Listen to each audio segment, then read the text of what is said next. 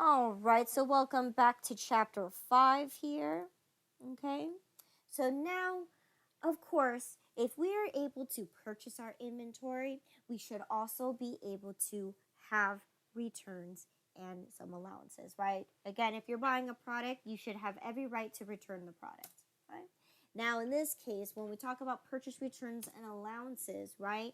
What are the parameters? Because again, every company has to set some kind of rules and regulations to prevent products from, being returned and having to refund the money. Now, in this case, most cases, when we're looking at a purchase returns, since we are purchasing from a vendor directly, like a supplier, right? We make Right. about almost a lot of their sales because we are buying in bulk because our intentions is to buy the product and make sure that we buy enough to go ahead and sell it. So we are actually one of a manufacturer's probably again one of those customers that buys up a lot of their inventory because we're buying in bulk, large quantities.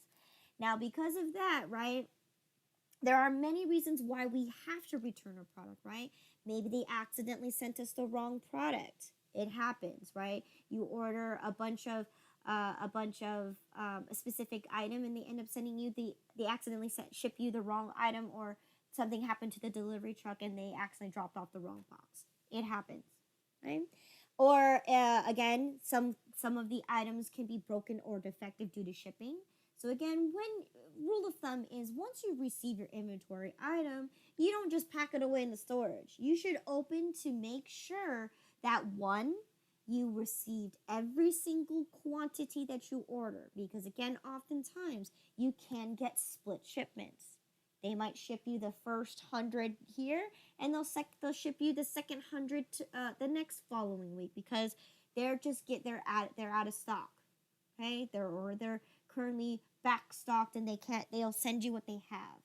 So that's a situation where your job as whoever is going to be the inventory manager is, as soon as you receive the items, you're going to open them up and check to make sure that you have all the items there, and check, especially if you have or if you are purchasing things that are in pieces or they have to be assembled in a way, or if it's something fragile like if you're purchasing coffee mugs, you better ensure that every single item in there is perfect in good condition. Because oftentimes, right, due to whoever's shipping out the items to you, they can accidentally drop the box and not tell you.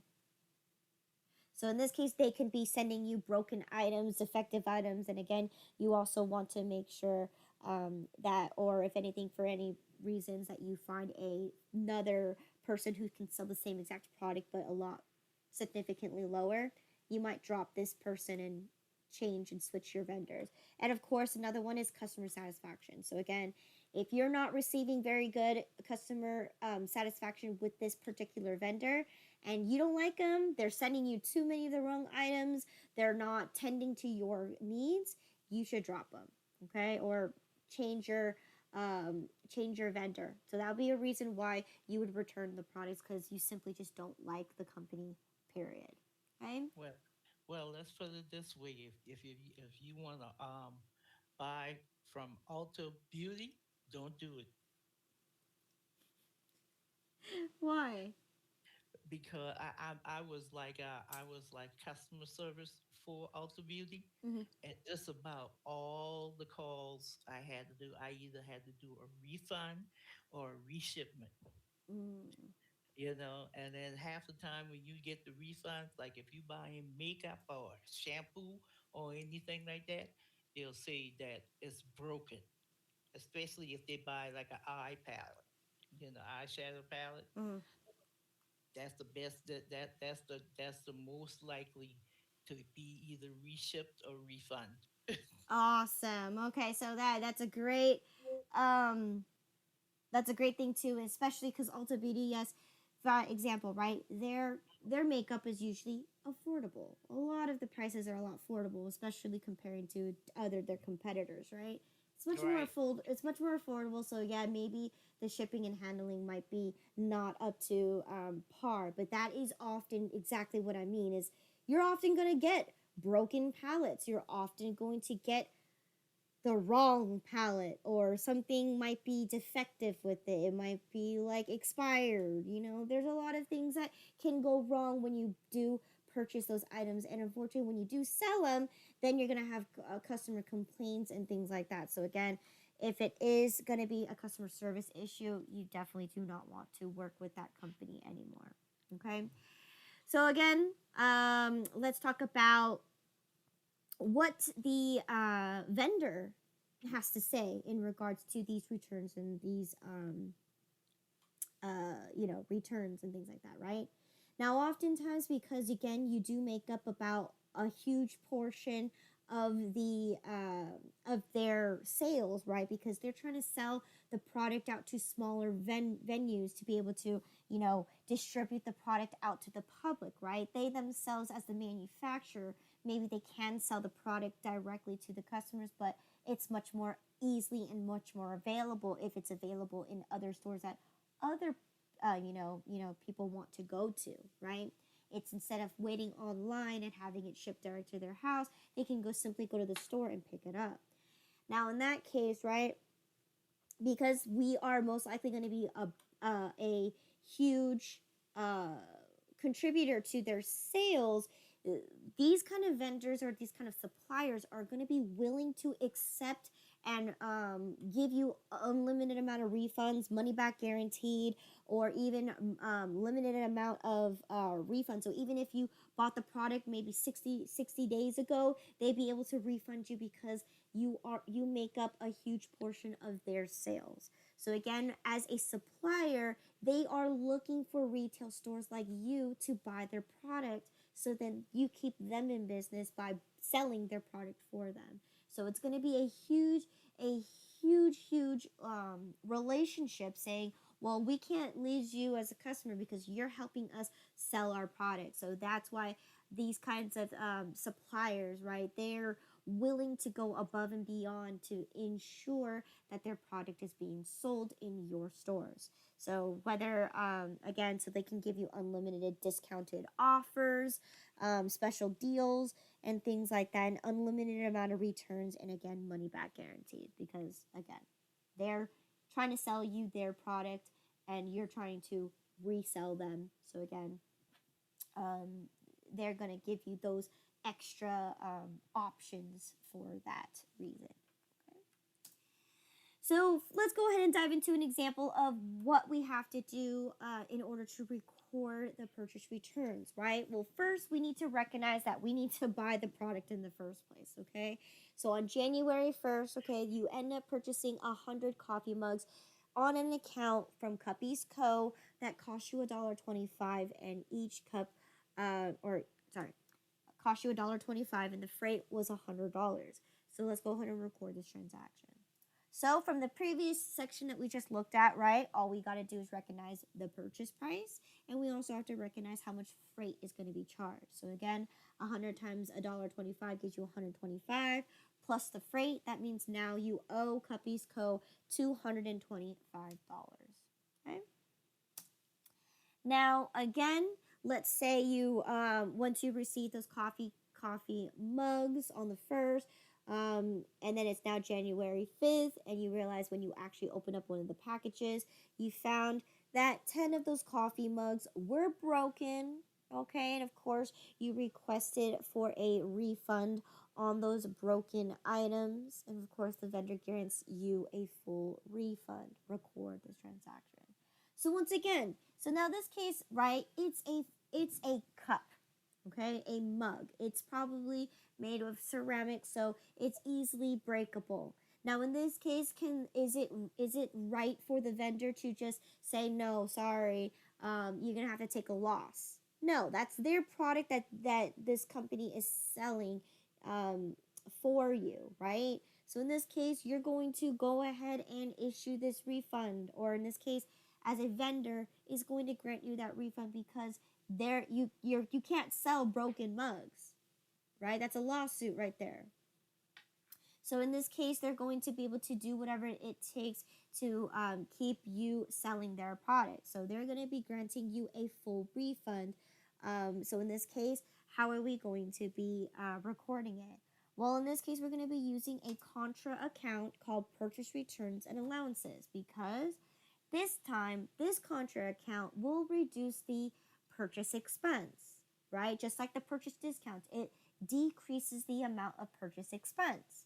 And because we never paid the vendor in the first place, right, they're not going to give you your money back if you never paid a dime to them. So what their most cases are going to do is they're going to usually give you a couple options. Option number one is they're going to adjust your original invoice that you purchased, right? Or they'll give you a future credit for a future purchase. Those are usually the two options. Now they do give you the option to choose for vendors. So if you're gonna say, oh, okay, just save it as a future credit, I'm gonna purchase something else from you, then you just tell them. But most cases, they usually adjust the original invoice from your original purchase that you bought. Okay, so that's exactly what we're doing. We're adjusting the original purchase price. Now, in this case, we have to understand this as well. What can you return?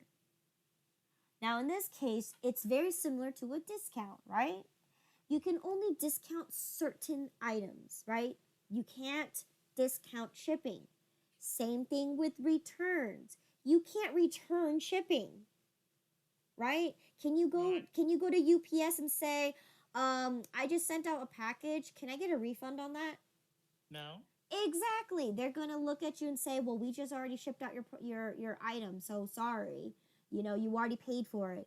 The expense has been incurred. It's been completed. There's no refund possible. Only time they'll give you a refund if they lost your package, right? Because it was their responsibility to send out the item. That's the only time you'll get a refund on your package. But in this case, you can't go up in demand for a refund. So that's the same idea here too. Is because you paid the cost to get the items to your store. Unfortunately, you cannot get I'm sorry, you cannot um, get a refund on shipping because that was a separate cost to get the items to your store. Okay. Now, most cases, if they want to have those products shipped back to their location to maybe they could fix it. So, for instance, obviously, coffee mugs, if they're broken, they most likely are not going to have you ship it out. But if they do, usually they'll send you a like a they'll send you like a shipping slip that's already prepaid for, so you don't have to pay for it because it's not your responsibility to ship out broken items back to the vendor. And even if they do, they usually reimburse you once they receive the items. So either or, at the end of the day, you do not pay for the shipping for shipping back the items on there. So therefore, you cannot discount it or in this case refund it. So in this case, I can only refund the amount that I originally paid for the shipping price for. I'm sorry, the purchase price for. So in this case, if each cup cost me $1.25 and I return 10 of them, that means I get a total of $12.50 back. No shipping. Okay? So that's how much you're going to get a refund for. Okay? All right? Any questions there?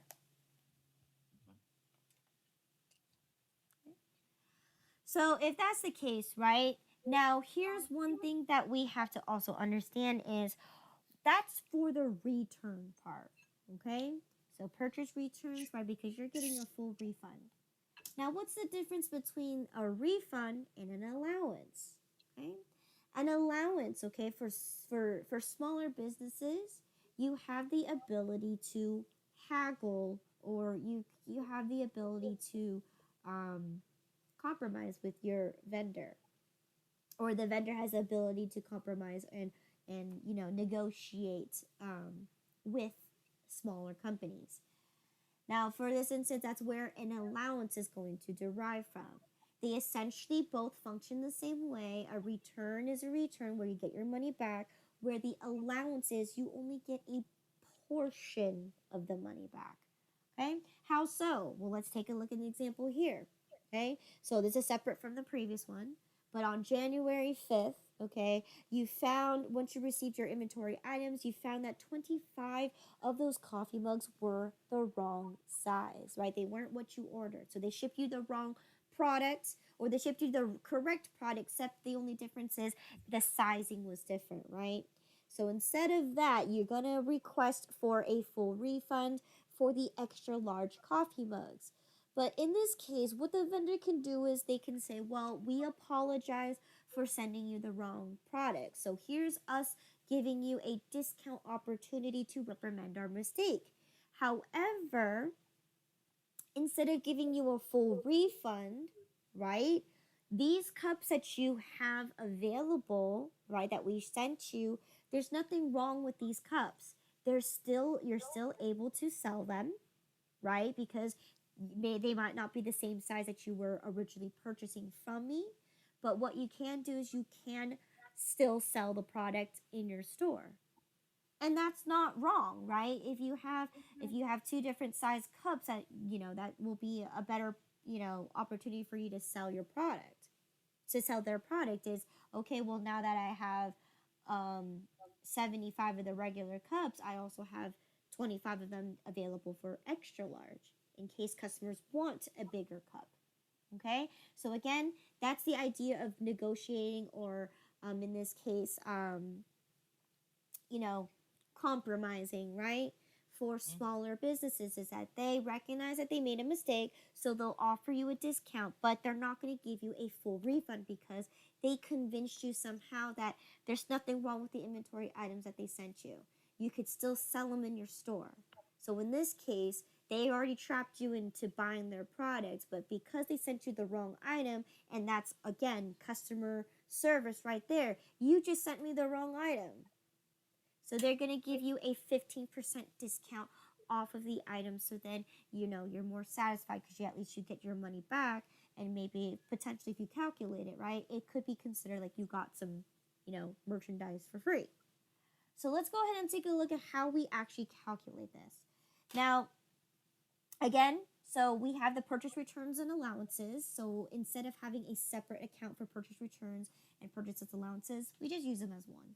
Okay, because they both do the same thing. They're both refunding the product, right, or refunding some portion of the money. But one of them is a full refund versus a partial payment. Okay, so in this case, because you never paid the vendor in the first place, you're going to recognize that you're going to reduce the amount that you owe. Now, how do you figure out what the purchase allowance is going to be? Now, in this case, they made a mistake on 25 of the coffee mugs. Now, let's answer this question. Do you think you're going to be able to get the 15%, or sorry, 20% discount on the entire purchase? Yes, Why is that when 75 of those mugs are the correct order? Can you discount on something that was correct?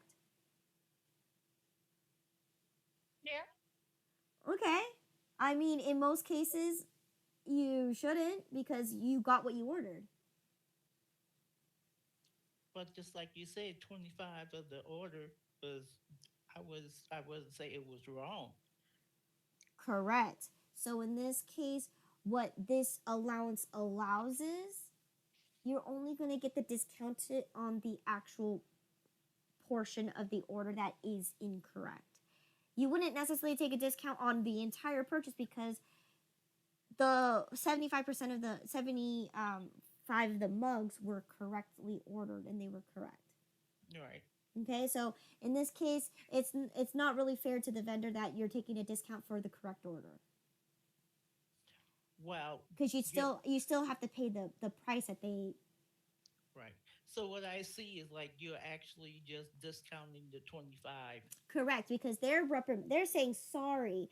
I apologize that we sent you the wrong shipment. So to reprimand for my mistake, I'm going to give you a discount off of the wrong items I shipped you. Right.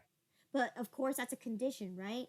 That's Right. only if you're willing to accept the items. Now, if you say no, I don't want the discount, I just want a full refund, then forget the discount. You just give them the whole entire refund, and then you're probably going to have to require to ship back those items because you can't keep them. Right. That would be wrong too. So in this case, you have two options: you either accept the discount and accept the items that you have, or you ship it back and accept a full refund. So those are the two things. But in this case, we're focusing on an allowance where we are going to be accepting the items and we will be accepting the discount. So in this case, it's only for the 20% discount is only because they made the mistake. So they're giving you the discount based on their mistake. Yes.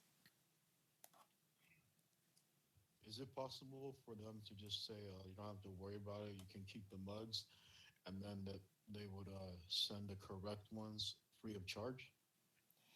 That could be an option depending on, again, company policy. If these mugs are pretty like if it took only them 5 cents to create, yes, it's very possible. Okay? It's very possible, and then they can also do that. But however, most likely if they're going to ship you those out, even though it is free technically, you still have to pay shipping on it.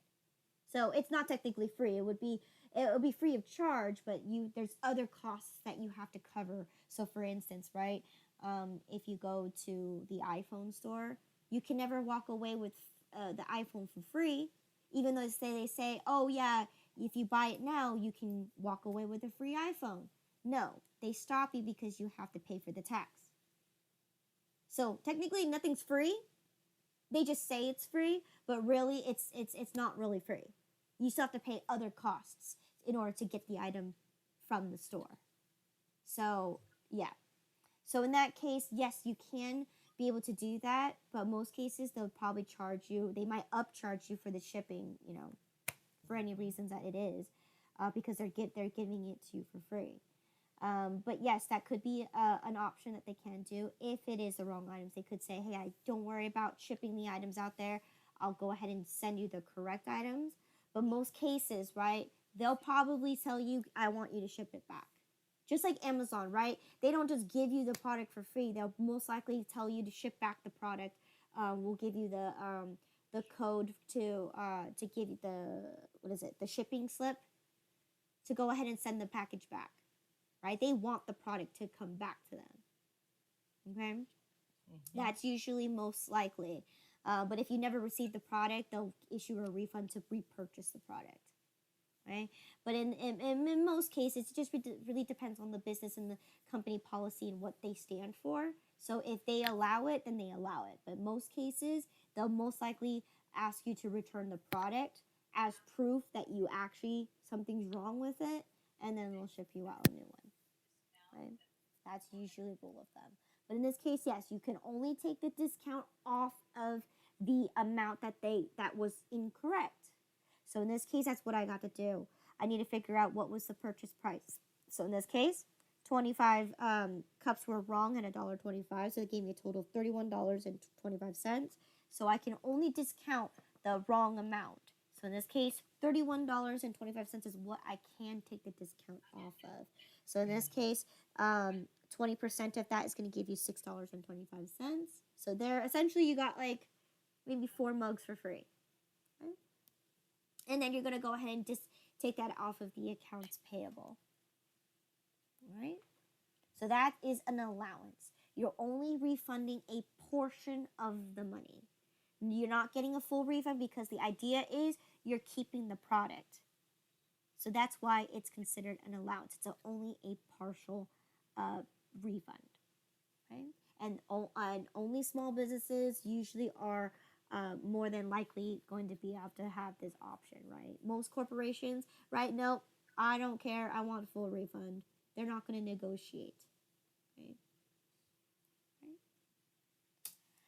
So let's go ahead and do a chapter review. So again, right, if we have the ability to purchase the product, you have the ability to refund the product, okay? So we talked about looking at a full refund, and we also took a look at doing an allowance where you only get a portion of the money back, okay? And again, rule states that you can only refund the actual purchase price of the product. And if there's tax, you also get tax money back. But in this case, we're not dealing with tax. We're dealing with shipping, and you cannot refund shipping. Okay. All right. So that concludes 5.3. So let's go ahead and do an exercise real quick. and then tomorrow we'll do 5.4. Okay? So 5.3, purchase of periodic inventory, purchase returns and allowances. So number one, we're going to journalize and assume all purchases were made on in an account. Okay. So again, April 5th, let's go ahead and practice or re-practice those journalizing of purchasing of those items. So here, April 5th, we decide to purchase 1,000 units at $5 each with a freight of $100. Okay, so April 5th, what should our journal look like?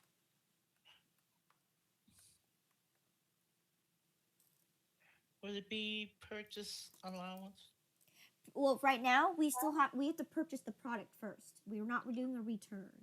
Okay, purchase expense. Good. So purchase expense, right? We need to buy the product first before we can return. All right, and then what else is included? Freight costs. Yep, freight expense. And since we placed it on an account, what is going to be our credit here? Had to be Accounts payable. excellent. Right. So again, how much was my total purchase price? $5,000. Okay. How much was my freight? 100.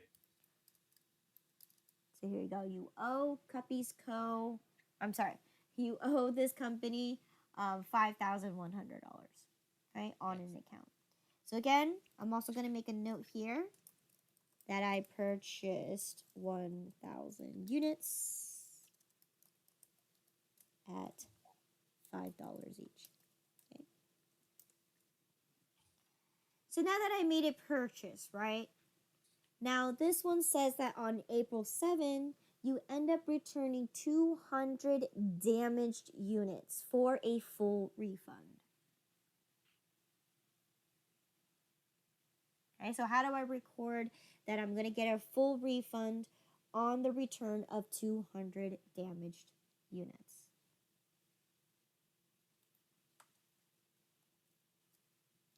Okay, would it be accounts payable?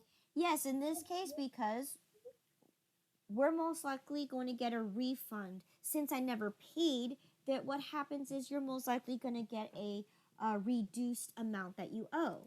So in this case, that's exactly what you're going to do. You're going to reduce the amount that you owe through the accounts payable. Okay?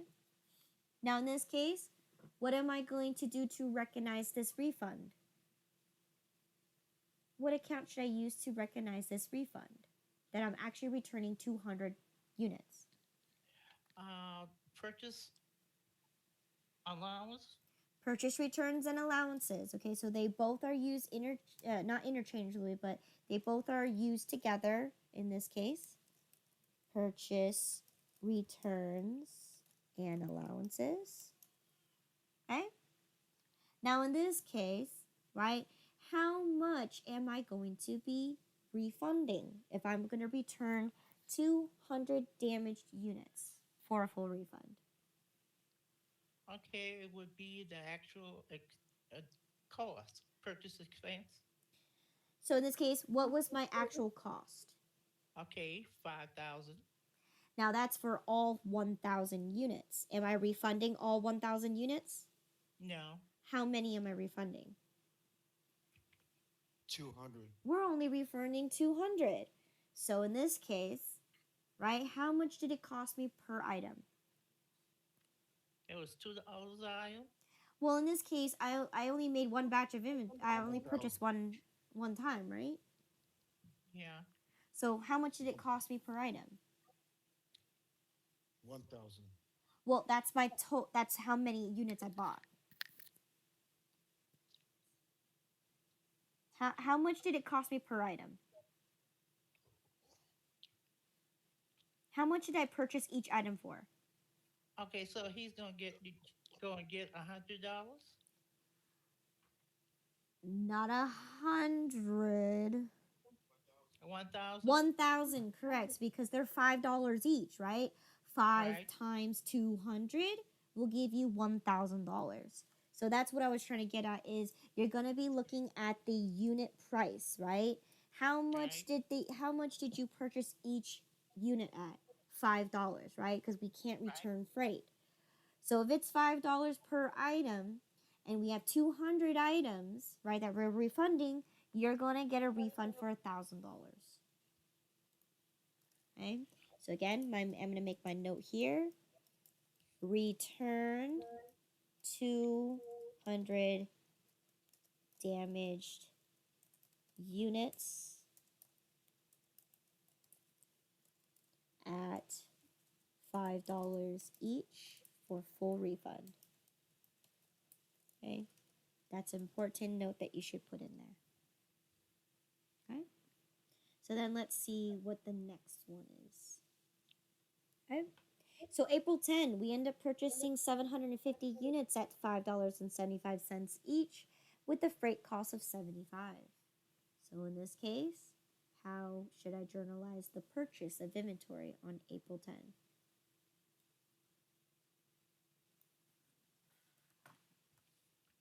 It would be the purchase expense.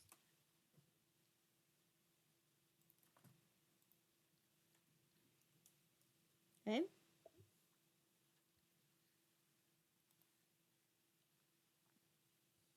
So I purchased 750 units at $5.75 each. Okay, that'd be 4,312.50 cents. Good, right? How much was my freight? $75. $75. So how much do I owe in grand total to this vendor?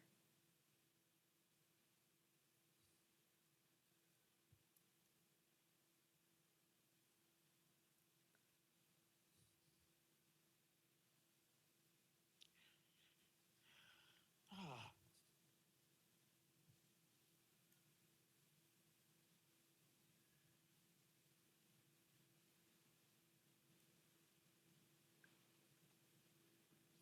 okay, $4,387.50. Good. So again, I'm going to make my note here that I purchased 750 units at $5.75 each. Okay. Now, in this case, right, let's see what happened next. It says here that on April 15, we end up returning 50 broken units due to shipping for a full refund. Now, here's the question that we have to ask. If I'm making a refund a couple days later, right? Which batch of inventory am I referring to?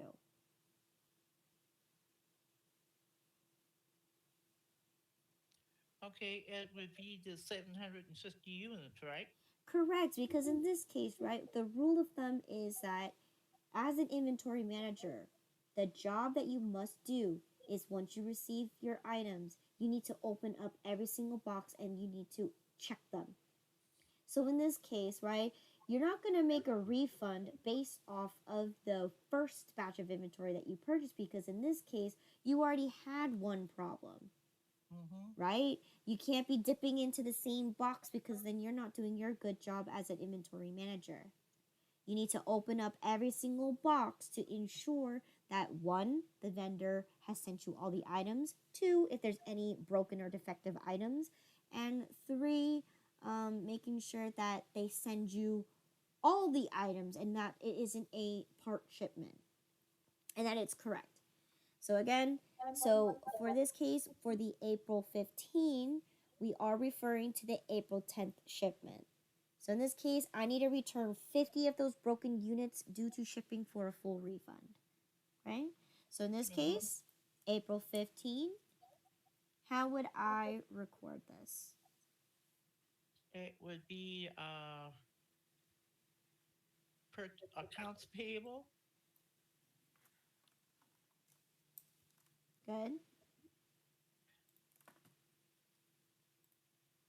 purchase return allowance, and Mm-hmm. the amount would be $287.50.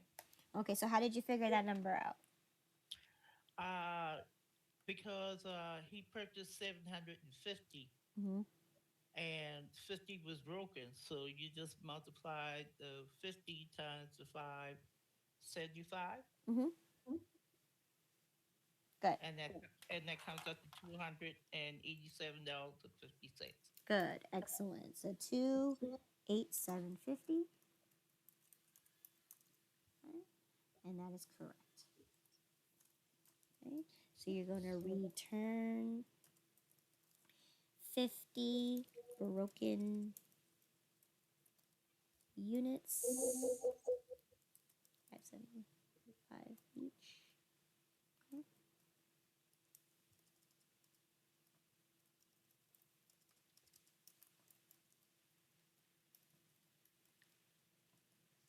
Good.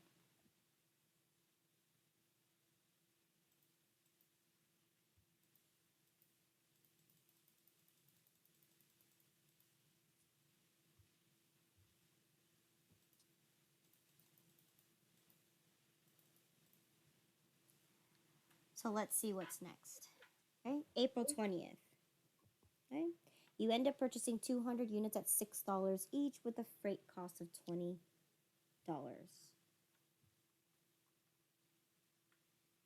So how do I record the purchase? It would be purchase expense.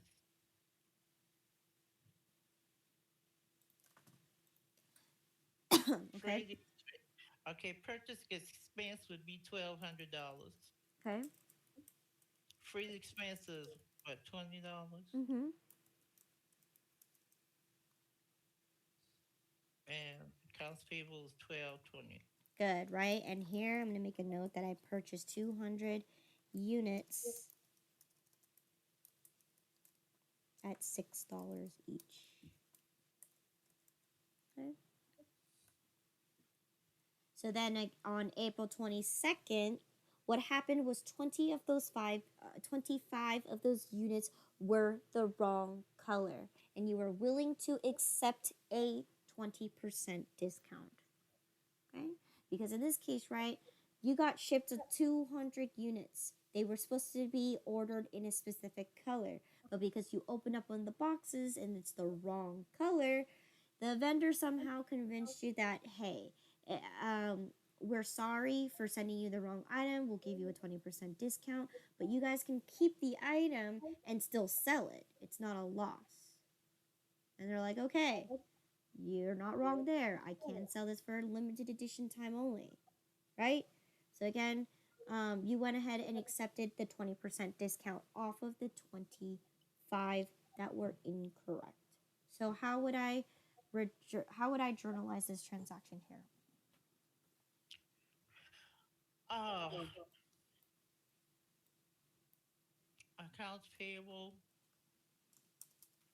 Okay. and purchase allowance. Okay, good. Accounts payable and purchase returns and allowances. Okay, good. Okay. Accounts payable would be 100 no, it would be $24. $24. Okay, so how did you calculate that? Uh, the 20 times 6. 20. We returned 25. Okay, wrong one.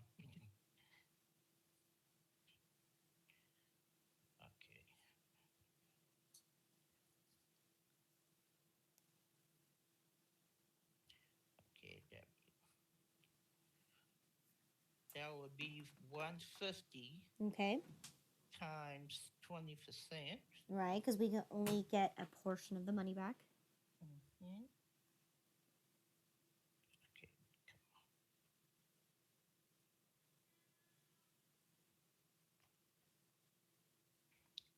so that'd be $30.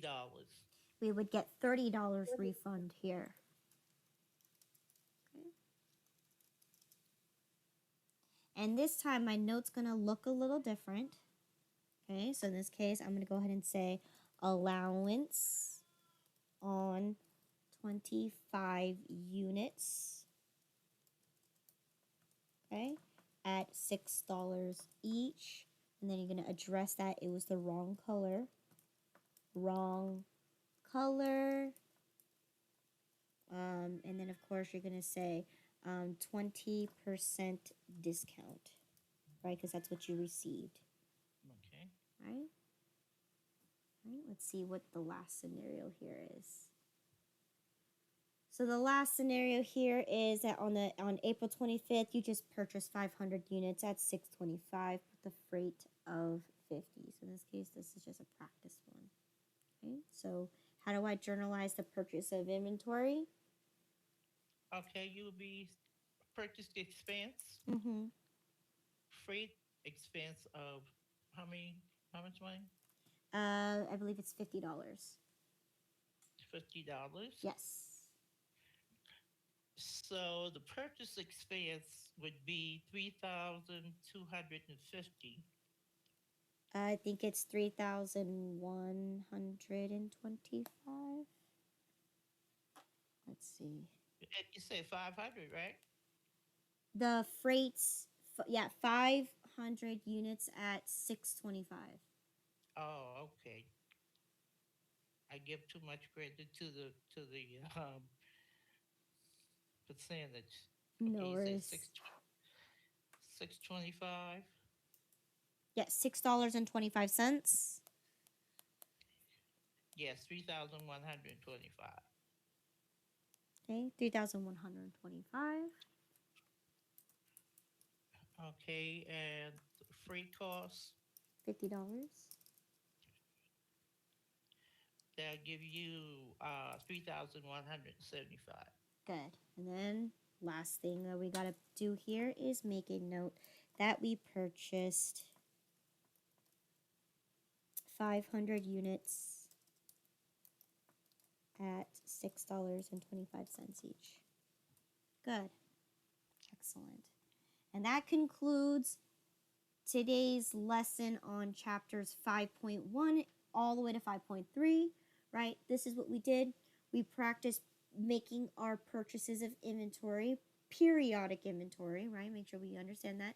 And what are the processes when we can receive a discount versus returning and getting an allowance on this. Now, do not confuse this, okay? Do not treat this discount as this allowance as a discount, right? Because yes, they're giving you a discount, but here's the difference between the allowance versus a discount. A discount is usually anybody can get the same exact discount, meaning if you're a first time customer, you get the opportunity to take a 20% discount. That's the company policy. If it's a store wide discount, everybody gets the same opportunity for that discount. Where an allowance is going to be a negotiated idea, right? Because you're returning the product. Not everybody in the store is going to return a product, right? So Right, this one is a conditioned based discount that they're offering because they're trying to fix the mistake that they made. So in this case, this is a discount that they offer to you personally, which isn't available to everybody because not everybody's going to return the same product and not everybody's going to get the same mistake. So you have to also realize why there's a huge difference between this type of discount, which is an allowance because you're attempting to return the product, but because they convince you to keep the items otherwise and accept a discount, then that's going to be an allowance because they technically aren't giving you a full refund. They're only giving you a portion of the money back. Okay, so that's different than actually receiving a full discount on an item. Okay, all right, so that's just a little FYI there. All right, so that was just taking a look at